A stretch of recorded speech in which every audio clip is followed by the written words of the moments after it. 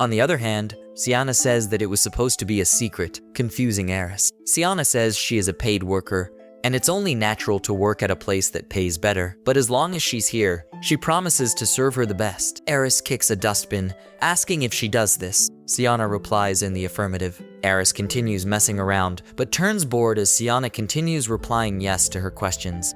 By the way, if you haven't watched the previous episodes yet, please be sure to catch up on those first. Also, don't forget to like and subscribe. When Siana brings Eris her meal, she fusses about how she needs snacks. As vegetables and milk are horrible, she shows her skinny arms, saying she's healthy enough and is already 10 years old. Siana is shocked. She knows that no matter how difficult a child is, one should take proper care of them, even if one makes excuses for not being able to do it. She calms Siana down, softly explaining how if she keeps on eating like this, she could have major health problems, so she should eat her meal first, and she promises to give her snacks when she finishes eating. Eris thinks of Siana as weird. The next morning, Siana wakes up Eris with a morning song and brings her breakfast, but Eris tells her to leave since she's sleeping. Later, when Eris wakes up, she is pissed to learn that Siana ate the cream bread and grilled chicken on the menu, and now Eris is left with little food to eat. When questioned, Siana reveals that she just followed the royal family's laws. It is customary for the food left over by the royal family to be eaten by the attendants, and since the princess didn't eat breakfast, she ate it instead. Siana knows that feeding a child who's a picky eater is simple. She will use the "if you don't eat,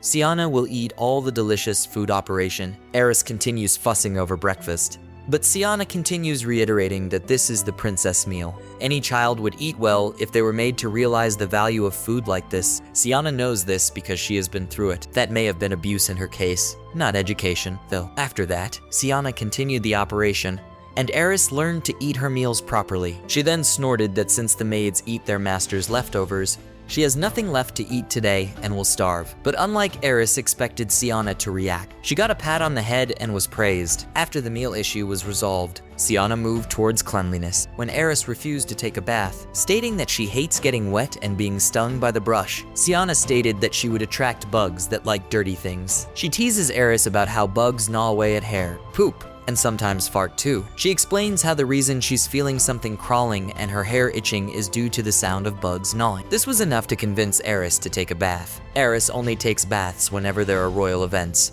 but she hates being eaten by bugs even more. However, to her surprise, it doesn't hurt her as much as she thought it would. She finds it relaxing. In this way, Siana has Eris brush her teeth and dry her hair. She then puts her to bed and decides to read her a fairy tale.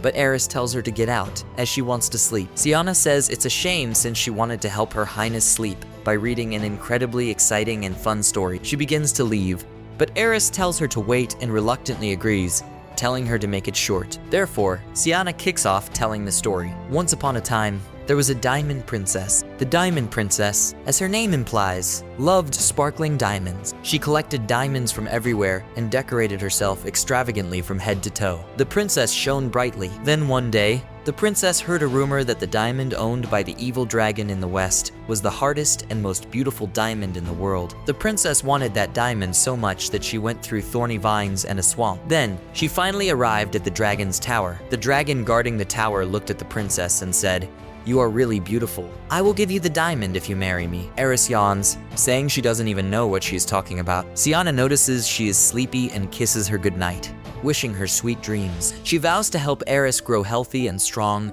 because that is what Princess Eris's maid should do. For Eris, everything has changed ever since that maid came into the picture. She even promises to make her a pretty wreath after planting plenty of different kinds of flowers in the garden. Eris wonders why the maid is trying to treat her like a princess. She wonders if she has some kind of plan and contemplates a plot to have her reveal her true intentions. She notices Siana's hairpin on the ground and wears it. Siana notices her wearing the hairpin Chachu gave her and tells Eris that it's her hairpin, which she accidentally dropped. But Eris refused to give it back, stating that it was her now since it was her palace. Siana pleads with her to give it back, as that item is precious to her. However, Eris ran away, telling her to try taking it away if she wanted it that bad. She didn't expect Siana to run after her that fast either. Siana asks her not to play with other people's belongings because it's wrong and tells her to give them back. Eris, however, refuses and throws it in the water. And thus, this chapter draws to a close. Stay tuned to discover what unfolds next in the story. In the meantime, why not explore my other videos?